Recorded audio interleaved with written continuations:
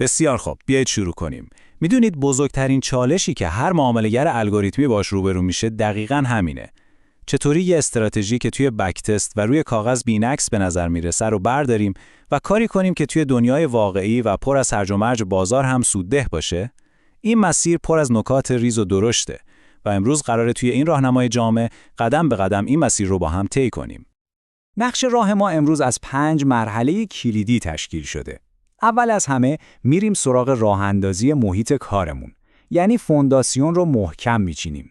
بعد به یه موضوع خیلی مهم میپردازیم. اون شکافی که همیشه بین بک تست و واقعیت وجود داره.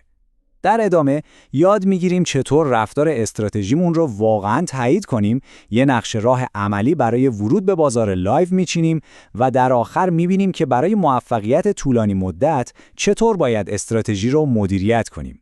پس بزن بریم. این سوال اصلیه نه؟ همه ما اون هیجان دیدن یه منحنی سرمایه که صاف رفته بالا رو توی بک تست تجربه کردیم. اما این فقط نصف داستانه. یه سری پیچیدگی‌های پنهان اون زیر وجود داره که اگه حواسمون بهشون نباشه میتونه کل ماجرا رو عوض کنه. خب میرسیم به بخش اول که شاید مهمترین بخشم باشه، راه‌اندازی محیط معاملاتی شما. این مرحله دقیقاً مثل فونداسیون یه ساختمون بلنده. باید کاملاً بی‌نقص و دقیق باشه، چون حتی یه ترک کوچیک اینجا میتونه بعداً باعث بشه کل استراتژی شما فرو بریزه. ببینید این چکلیست خیلی حیاتیه. تنظیمات نمودار شما توی نرم افزار بک تست، مثلا استراتژی کوانت ایکس یا به اختصار SQX، باید مو به مو با پلتفرم معاملاتی لایوتون یکی باشه. یه اشتباه کوچیک، مثلا اینکه زمان جلسه رو به جای 24 ساعته روی روزانه تنظیم کنید، میتونه محاسبات اندیکاتورها رو کاملا به هم بریزه و منطق استراتژی شما رو از بیخوبون خراب کنه. خب، حالا رسیدیم به اصل مطلب. اون چیزی که باعث سردرگمی خیلی از معامله‌گرا میشه، تفاوت‌های اجتناب ناپذیر بین نتایج بک تست و پلتفرم لایو، حتی اگه تنظیماتتون 100% یکی باشه. این یه شکست نیست، این یه واقعیتی که باید بپذیریمش و یاد بگیریم چطور باش کنار بیاییم. برای اینکه این مفهوم شکاف رو کاملاً ملموس کنیم، بیایید یه مثال خیلی ساده رو با هم ببینیم. یه استراتژی که فقط و فقط بر اساس اندیکاتور RSI کار میکنه. میخوایم ببینیم نتایجش توی 2 تا پلتفرم مختلف چقدر با هم فرق میکنه. یه نگاه به این اعداد بندازید. سود خالص، تعداد معاملات، میانگین سود. همشون خیلی به هم نزدیکن، اما دقیقاً یکی نیستن. میبینید توی SQX 164 تا معامله داریم، ولی توی ترید استیشن که یه پلتفرم معاملاتی خیلی معروفه 165 تا معامله ثبت شده. همین یه دونه معامله اضافه دقیقاً همون شکافیه که داریم راجبش حرف میزنیم. حالا بیایید یک کم عمیق‌تر بشیم و خود لیست معاملات رو بررسی کنیم. مثلا توی ماه می می‌بینیم که ترید استیشن چند تا معامله اضافه ثبت کرده که اصلا توی بک تست SQX وجود ندارن. همین معاملات کوچیک هستن که روی هم جمع میشن و در نهایت نتایج رو متفاوت میکنن. و این ما رو میرسونه به مهمترین نکته این بخش. یادتون باشه هدف شما پیدا کردن یه تطابق 100% نیست، چون این کار تقریباً غیر ممکنه. هدف شما باید رسیدن به یه همبستگی بالا باشه. یعنی شکل کلی نمودار سود و زیان شما توی 2 تا پلتفرم باید خیلی شبیه هم باشه. پس تکرار میکنم، همبستگی بالا، نه تطابق کامل. خب تا اینجا تفاوت‌هاش جزئی به نظر میرسیدن. حالا بیایید بریم سراغ یه مثال پیچیده‌تر تا ببینیم این اختلافات چطور میتونن خیلی بزرگتر و تأثیرگذارتر بشن و ما رو توی تصمیم گیری به شک بندازن.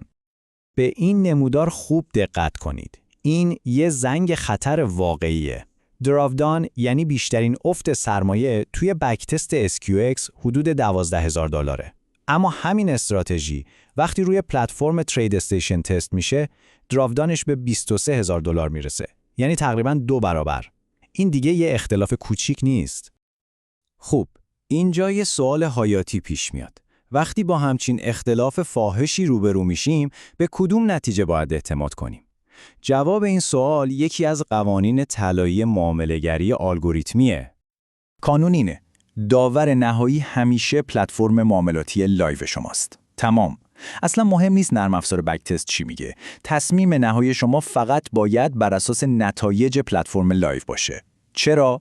چون در نهایت شما قراره با داده‌ها و موتور اجرایی همون پلتفرم وارد معامله بشید.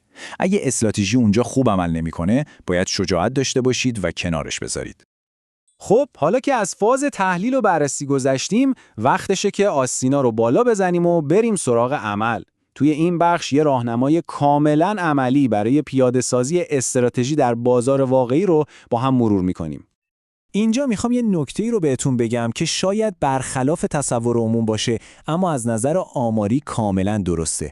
بهترین زمان برای شروع معامله با یه استراتژی جدید زمانی نیست که توی اوج عملکردشه و داره رکوردهای جدید ثبت میکنه. نه، بهترین زمان وقتیه که استراتژی وارد یه دوره افت سرمایه یا درادان شده. چون اکثر استراتژی‌ها زمان بیشتری رو در حال افت هستن تا در حال ثبت قله جدید.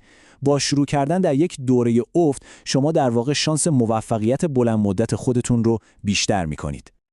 حالا بیایید یه لحظه در مورد نوسانات بازار حرف بزنیم. مثلا فرض کنید میانگین دامنه واقعی یا ATR برای بازاری مثل S&P 500 امروز حدود $3000. این یعنی بازار به طور میانگین هر روز انقدر نوسان داره. نکته کلیدی اینه که این عدد هیچ وقت ثابت نمیمونه و دائم در حال تغییره. ببینید، پارامترهای ثابت مثل یه حد ضرر دلاری مشخص به مرور زمان کاراییشون رو از دست میدن. چون وضعیت نرمال بازار عوض میشه.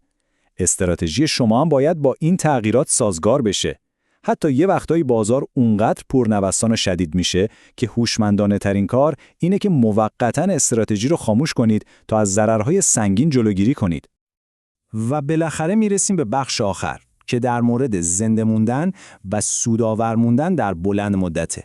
چون ساختن یه استراتژی خوب یه چیزه و حفظ کردنش یه چیز دیگه. اینجا چند تا نکته سریع ولی فوق‌العاده مهم داریم. همیشه حواستون به مارجین کارگزار باشه، چون با نوسانات بازار تغییر میکنه. برای رشد دادن حسابتون معمولاً امتره که استراتژی‌های جدید اضافه کنین تا اینکه حجم معاملات یه استراتژی رو بالا ببرید. وقتی یه استراتژی رو هضم می‌کنید، حتما تحلیل مونته کارلو رو روی کل سبدتون دوباره اجرا کنید تا ریسک کلی رو بسنجید. و اگه فیوچرز کار می‌کنید، همیشه نقد شدنده ترین قرارداد رو معامله کنید تا دچار مشکل نشید. و این بحث رو با این سوال تموم می‌کنیم. سوالی که دقیقاً به قلب انضباطی میزنه که برای موفقیت در معامله‌گری الگوریتمی لازمه. این که بتونید یه استراتژی که روی کاغذ بی‌نظیره ولی در عمل جواب نمیده رو کنار بذارید، دقیقاً همون چیزیه که یه حرفه‌ای رو از یه آماتور متمایز میکنه. آیا شما آماده اید که این تصمیم سخت رو بگیرید؟